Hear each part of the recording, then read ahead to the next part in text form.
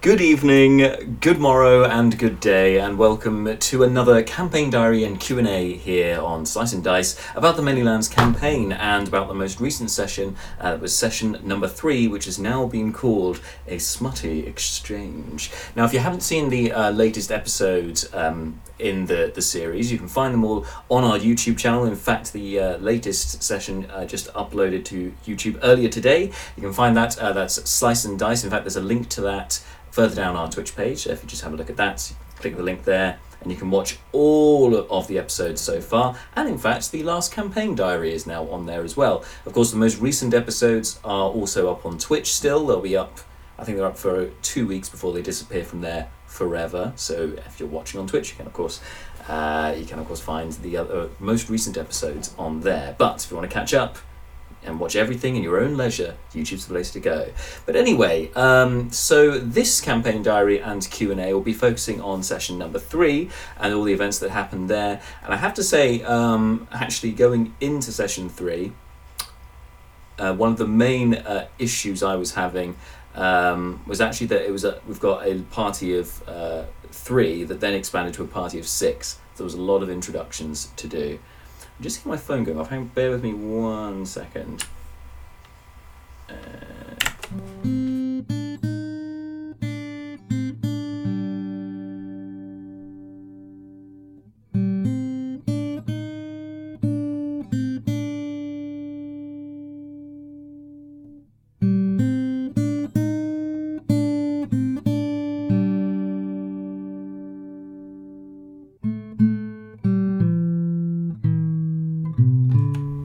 Apologies about that. Everything's fine now. Nothing to worry about there. So yeah, so the main problem was that I was expanding from a party of 3 to a party of 6. And of course I forget that when you have smaller parties as a DM in a Dungeons and Dragons game, generally smaller parties, because there's less people to talk and to interact with NPCs, with each other, to plan and so on, that everything takes a lot less time with fewer people. It's common sense and it might sound obvious, but actually when it came to the first 2 sessions where I was working with only 2 and then 3 party members, we were rattling through material a lot quicker and ended up getting into combat encounters, and then also just travelling along with the plot, and the story just unravelled a lot more. Whereas in this one I found that actually the pace was a lot more relaxed because there was a lot more introducing characters and then sort of getting them involved with the party, and wanting that to come across in an organic way as opposed to taking the shortcut, which would be basically ham-fisting the new players in with the rest of the party, just because they were there for some reason, or they've been hired and they've been pushed in, this is what you've got to do. But this, I wanted it to have an organic feel to it, that the new characters organically and by accident stumble across the party and get wrapped up in the same affairs as them. And for the most part I think that worked very well in this episode. So how I introduced this episode was by obviously picking up where we were before. So we had the 3 of them who had stolen the carriage, or should I say borrowed the carriage of Lady Helene Grenforth, and then headed straight towards Halfrach, which was the nearest village. It was about a few hours away. So by the time they start arriving in the village, it's now night time. Of course, Seth is a half-elf who's driving, so he can see with his dark vision, so I had to describe some of the main features of Halfrach. Now, if you'd watched my last campaign diary, be aware that I didn't anticipate the party heading towards Halfrach. For some reason, I never thought that would be a thing. I thought that they would instantaneously would gravitate back towards Flaming Jack's, which was the tavern they spent the first session inside. Wasn't to be, and actually it made complete sense why they were heading towards Halfrach. So I spent most of the week leading up to the session designing the village from scratch. As far as I can tell from looking up online, there wasn't many free resources for basically having a village automatically created for you, at least not the one that I kind of envisaged. So I had to sort of build from the ground up with the village. I literally just, in fact I can show you, I got out a piece of paper and a pen, old school, and just started drawing, and that's what I came up with. So this is Halfrach there, so you can see I've even numbered all the different things. It's probably not a very good picture, but I just started drawing, doodling. I knew the couple of features that I wanted to have in there, and so I used those as a starting point and then built the village around that. So in the lore of the Many Lands, way back when, in the I think it was towards the age of the End of Legend, which was the first age of the Many Lands. The party is currently in the third age, known as the Age of Tolerance. Just a little tidbit for you. But anyway, in ages ago, in the first age, apparently there was a halfling called Inelson who managed to negotiate a deal with the tyrannical dragon of Richir, who is this red dragon called Ushtag. This is all sort of so far in the prehistoric past of the Many Lands that a lot of this has been forgotten. But Inelson negotiated a peace treaty actually with Ushtag, and managed to stop the dragon from invading Burikrin. And so for that, he was sort of given a place of honour amongst halfling kind, and a lot of the halflings in Burikrin's mainly dwarves and humans, but there are a lot of halflings as well, and they mainly congregate around Morninil, which is a sort of a big coastal town not that far outside of Halfrach. So Halfrach is more of a backwater kind of is a slum, if you like. I describe it as a slum. It's a smaller village where basically those who aren't rich enough to end up in the town end up.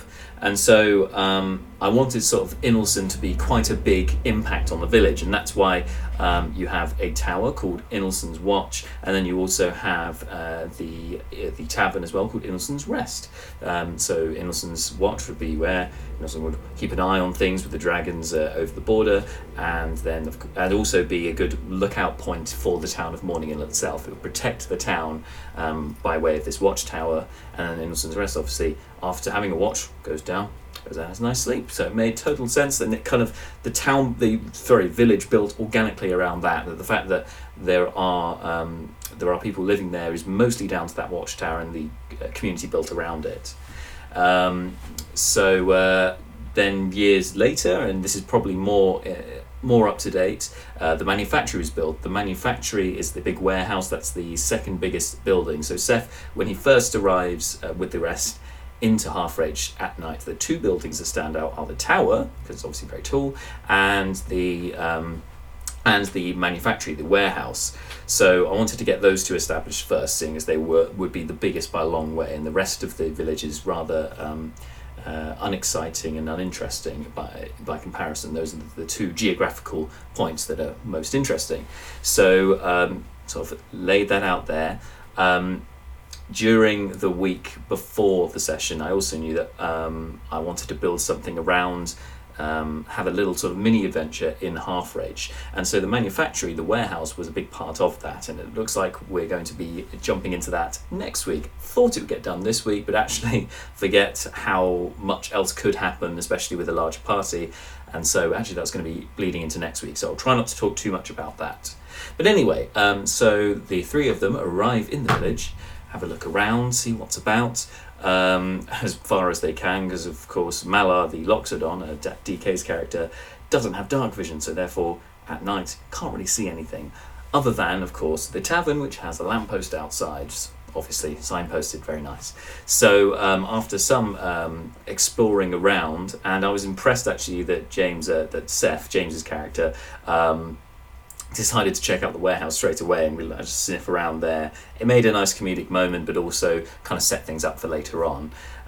So after that, scoping out that sort of location, they end up in the tavern, and that was when I knew the tavern, the trope of starting in a tavern is quite a popular one with Dungeons and Dragons, and I think that's one that I think works particularly well, because it is one that you would organically meet people in a tavern. It's where people go to socialise, it's where people go to drink, and of course drink often leads to more socialising. So that just made total sense that that's a good place for people to congregate and for adventuring parties to be formed.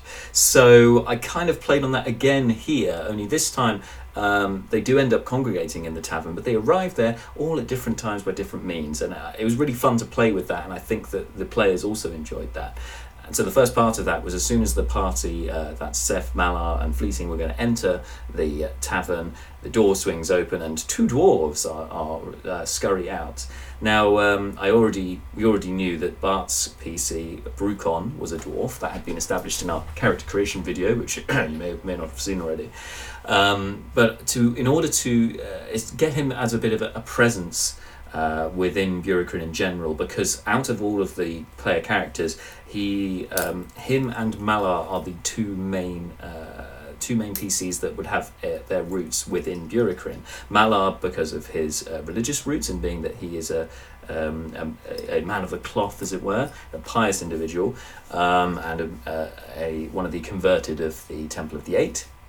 So he was obviously well respected and would be well known, and the fact that he is an elephant man, a Loxodon, means that he sticks out a lot in a place that's generally full of dwarves and humans.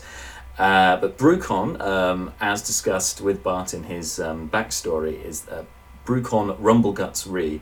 The Rumbleguts family are a very influential and powerful merchant family, mostly living within Rundal, but I kind of wanted to play on this and see that he has family spread out across Burekrin, and they're quite a large family, and their sphere of influence, if you like, kind of expands from Rundal. That's where the nebulous is, but their influence is felt elsewhere as well. And so with that, I kind of over the week again decided that a good way to bring him in and bring him to Halfrach, because originally I thought that all of these characters were going to end up at the starting tavern at Flaming Jack's. I thought a good way to sort of bring him into the fold was through his cousin Rudy Rumbleguts, who was not the nicest of characters. He was definitely an unpleasant chap, and one that Brucon immediately wanted to be rid of. So that, in that sense, worked very well, because it then gave Bart and his character a reason to sort of push away from his current status quo and to move into something new. And he did exactly that. As Bart pointed out during the stream, a little bit of a trope, some influence from Game of Thrones, getting Rudy, who's a very drunk dwarf and very boisterous and kind of Bullingdon Club, kind of well-dressed, very wealthy, goes around, trashes places, doesn't think anything, pay no regards to other people's wares and so on, just like a bull in a china shop, but then just throws around gold afterwards to try, as if that's going to make up for the mess he's created.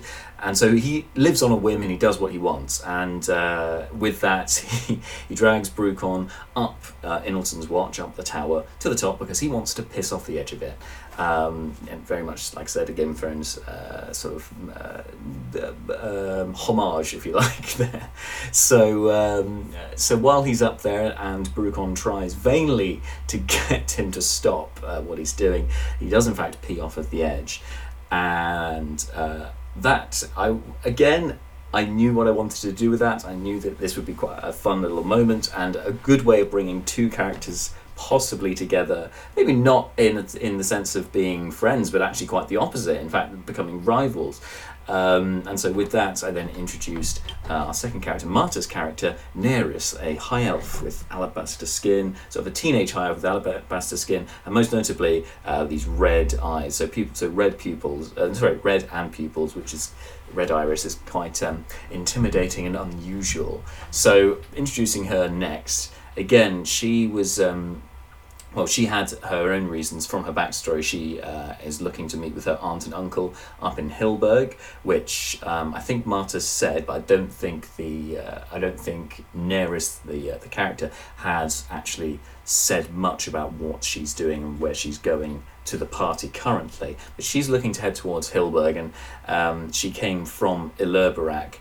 And this was I'd already written this into her backstory with her, and we knew that this was going to happen, but interestingly, again, she was meant to meet them at Flaming Jack's, but as it turns out, I've then sort of retroactively put that so that she ends up in Halfrach, which is conveniently along the same route. So it was we didn't have to change anything to make that fit in, which was quite nice. So she enters the village and starts rounding the tower, just carrying along the road, looking for somewhere to lay up for the night. And wouldn't you know it, she rounds the corner, and we get her to roll a dexterity saving throw, and obviously being witness to what had happened just before, she's thinking, oh god, what is this? And then as it goes, yep, she rolls a natural 1, right? So she looks up and gets pee in her eye. Very unpleasant. And as James said at the time, probably the cruelest introduction for a character that we've had. I didn't think it was that cruel. I thought it was a lot of fun, if not anything else. Okay, a little bit gruesome, but it could have been a lot worse. Comedic, definitely. And I think that certainly has then put Brucon and Daenerys on a kind of path where they maybe sort of rub each other up the wrong way, which I think is quite nice. And it kind of I thought it'd be nice to have the two of those characters working side by side, because of the two players, Marta and Bart. I only know Bart through Marta, and it was nice that then for the two of them to kind of have their two characters sort of buddy up, or not so much, even sort of, like I said, to become almost rivals, and play off of that friendship that the players have. I think that works quite well in Dungeons and Dragons. It's quite a nice sort of thing for the characters and for the players to sort of have a buddy to go along with. So those two end up crossing paths in an interesting way. And then we cut back inside the tavern, and sure enough, the guys had quite a simple and straightforward agenda for when they entered the tavern, and that was to find some help to come back with them to start excavating the landslide that they discovered in session 2. They discovered that it looked like Lady Helene and her garden, whoever she was with, had gone through this rock fall, so there's most likely a cave on the other side, which is then collapsed. So they want to try and dig her out. That's their MO currently.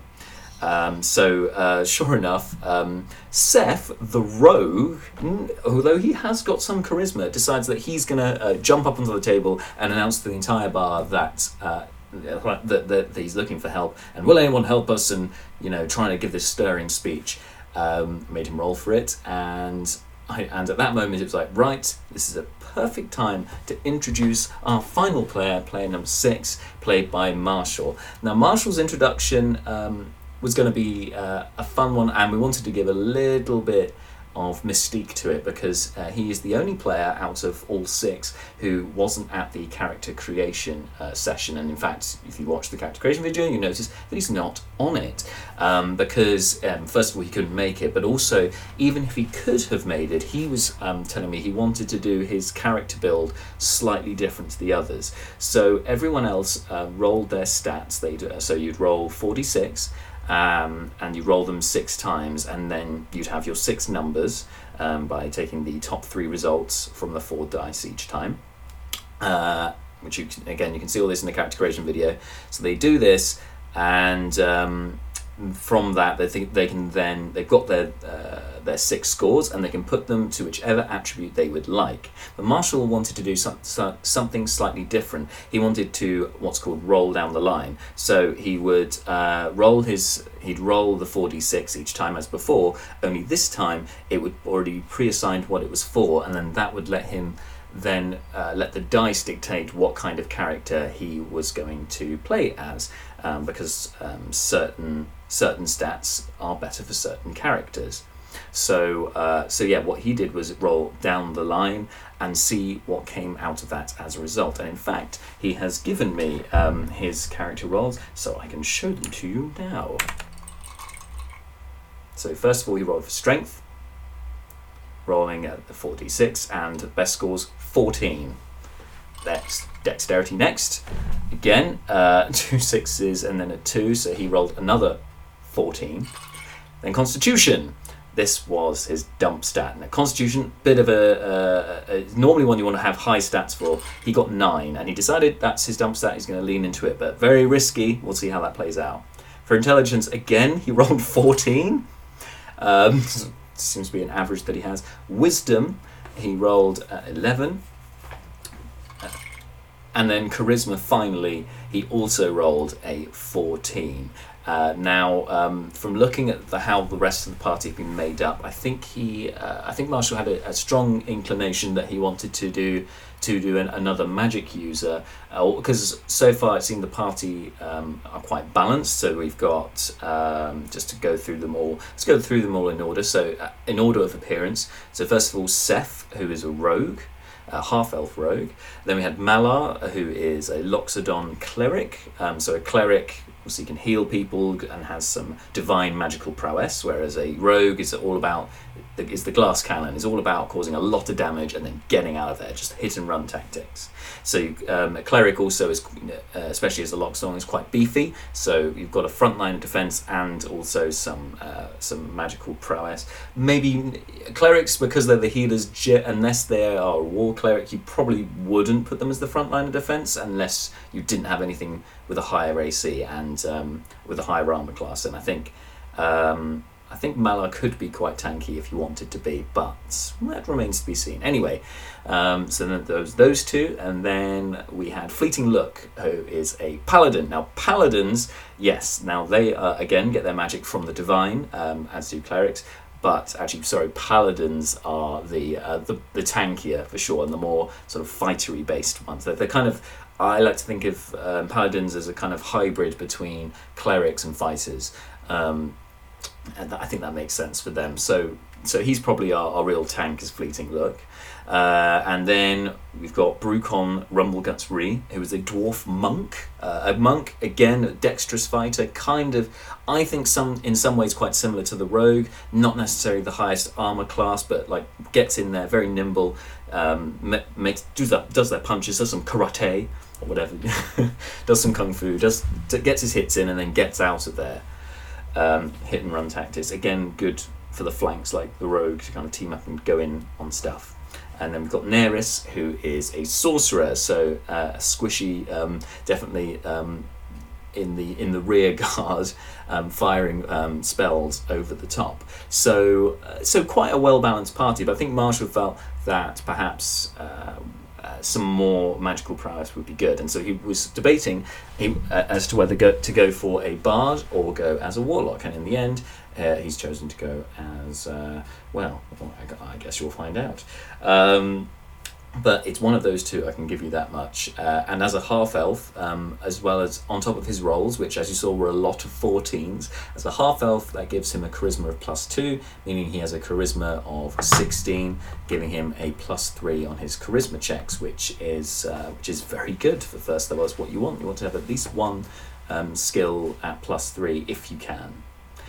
So that should serve him well. So it was a nice kind of bit of surprise to then bring him in at that point. So as Seth is standing on the table asking if anyone will come and help them, suddenly a half-elf who he describes as having a ruff and wearing green with like a very short cloak, very sort of, it's got that Tudory aristocratic feel to him, and I think he's kind of playing the character in that kind of vein as well. Of Leoberin, the half-elf, who is quite eccentric as it goes. Anyway, he's and immediately having almost seems like a hero complex. Everyone goes, people in trouble? Oh, we must go help them. Which again is great. It's great to have because I felt like so far we haven't really had a member of the party who's got that lawful good kind of, oh, somebody's in trouble, we must go save them. That's what you must do. We're heroes. This is what we're here for. The rest of them, it's kind of the more adventurers for their own gains. Especially Seth, is looking to make some money and he's looking to improve his own skills. So there's his own self-interest in that. Malar has been sent there. And he has a sense of what is right and wrong and what's the right thing to do according to Festia. But again, I think whilst it's not, I don't think his acts are entirely altruistic. I think that he again is trying to better his own position perhaps. Now DK may disagree with me on this. This is just the impression I've got so far. Fleeting Look, again, he seems to kind of, he's on a journey of self-discovery and looking to see whether the gods are real or not, which I think is a really intriguing thing for a paladin, but also kind of getting to grips with this world, which he seems to be a bit kind of oblivious and on a different wavelength to everyone else about. So again, it's not the typical hero type that sounds like we must do good because we are the good guys. Brucon, yet to see with him actually, because as a monk from the Barkfang Monastery, which teaches, again, this is something Bart kind of touched on in the session, but the Barkfang Monastery is a monastery up in the north monastic order actually in the north of Burikrin, just hidden in away in the Rachna Mountains, and it's basically a place of peace that teaches all about the balance between the light and the dark, and how the two must be kept in balance, and without the monks there, who are guardians of the light, darkness would upend the scales. So there is an internal, I think, feel for Brucon of what is right and what is wrong, and what is good and what is evil, and I think he has that moral compass there for sure, but I don't think it's manifested completely yet, and particularly given the guy's, Brucon's checkered past as a bit of a party boy, kind of basically how Rudy was during the session is how Brucon used to be. We've yet to see how far that will go with that character. And Nerys, again, she's on her own journey. She's looking to discover more about herself, but also she's actually been sent away from something worrying and deadly back in Kothar, which I'm sure she'll tell you more about at some point, tell the party of when it's relevant. But that's something she's going to keep very much to herself. But she's actually been sent away. So again, she's not looking to be a hero, she's just looking to survive and make her way in life. So it's nice then to have Leoberin, this last character, the half-elf, to come in there and really be the do-gooder of the group, although very highly strung and very interesting character. So so a lot of that session was actually introducing those three characters and getting them to sort of integrate with the rest of the group. It was a lot of fun to watch and to be a part of, but that was sort of, I think that ended up taking up a lot of the session. But what else? There was some other stuff that did happen. On entering the inn, I knew there was going to be basically the backstory of the inn, because it may not come up, and I thought it'd be worth sharing, is that the owner, whose name is Verna Fairsail, didn't even say that in session, never got round to that, but she used to be a privateer, and since retired, and is then has bought the pub with the money that she earned from her treasure, basically, and has sort of settled down to sort of own her tavern and live out the rest of her life that way. But she still has contacts within the world of pirates, although piracy is obviously illegal, and so being a pirate is it's something you can be arrested for, as Seth found out in the very first session. So she keeps the piracy things under rocks, and that's why there was one piece of pirate's code written within the tavern, because only pirates can read pirate code, and given Seth's backstory, he can actually read pirate's code, so that's why kind of engineered that so that he would notice that there was pirate's code there. And it got him to rent room 3. Of course, it doesn't. The pirate's code is so limited; it doesn't explain exactly why you should rent room 3. But he thought, "Hey, well, it says to do it, I'll do it." Actually, turns out that James misunderstood and thought I said rent room 3, as in 4-3. No, 3, not free. So he thought that he'd get the rooms for free. Turns out he didn't. He got his own room for free though, so that's something. And he rented room 3. And some hours later, I didn't realise when I'd come up with this idea how badly this would be interpreted, in that it would come across as basically being that the landlady is a woman of the night, a prostitute. And when I think the first comment was made that could be what this is about, everything after that just made it seem more like this is what it was, that it was some kind of situation you'd find in a porn film or something like that. I think was what one of the guys said. And as a DM, I mean, I love a good laugh anyway, and seeing that this was going to happen, I thought, okay, let's lean into this, let's really embrace this. I'll just throw these double entendres out there. Some of them some of them were completely unintentional, others I definitely deliberately were going for the smutty route with it, which ended up being a very confusing but very funny little social encounter for Seth, who didn't actually end up buying any wares in the end, so he got his room for free. That's something. So in the end, it was not a great deal happened from it, but it was good fun nonetheless. And then it just added a bit more lore as well, a bit more backstory. It kind of made the tavern and that whole situation come alive a bit more, which is what you want for that immersion. So in the morning, the players then wake up, the characters wake up, sorry, and then they're quite keen on, right, they've had their rest, now there's 6 of them, let's head on towards let's head on back towards Halfrach. At this point, I was kind of thought, I need to intervene here, because I've got this whole other thing set up that is actually going to serve them very well, rather than having them go back to Halfrach, waste a load of time there, go back to the rockfall, waste a load of time there trying to move some rocks, taking hours doing it, when in fact there's a perfect golden goose there for you, right here in Halfrach. So I thought I needed to move that along a little bit and get an NPC to intervene. I should say, before I go on to that, actually, what I was talking about earlier with getting the new players to organically kind of integrate with the group. Obviously, Leoberin organically worked very well, because the group were asking that they need somebody to come and help them, and because of the way Marshall has written the character, that the character wants to be a hero, he wants to prove himself, that was the opportunity that he needed. That's all the license he needed to go, yep, I'll come and help, and therefore, bam, he's part of the group. Nice and simple, nice and quick. Brucon, again, as I said earlier, because his cousin is such an idiot and just a troublemaker, he just wanted to be well rid of him. And so as soon as the opportunity to go and do something else comes up, bam, he goes and joins up with them. Makes perfect sense, was organic. Now, Neris, Marta's character, what I actually really liked this was that she didn't immediately go and join the group, and in fairness, when she entered the tavern, she wasn't given a reason to join the party. She just saw them there, heard something about Rockfall or whatever, and then just went to the bar to go and buy herself a room for the night so she could wash the pee out of her eye and just rest and just forget this all happened. And then as she's there at the bar, I think James kind of saw, hang on a minute, she's not joined up with us yet, maybe we should try something here. And rather than approaching her directly and trying to force the situation, he instead, well, I really like this as well, went up to the bar and basically offered all the silver that he had and said, look, offer this to the next person, who may be able to help us in this endeavour.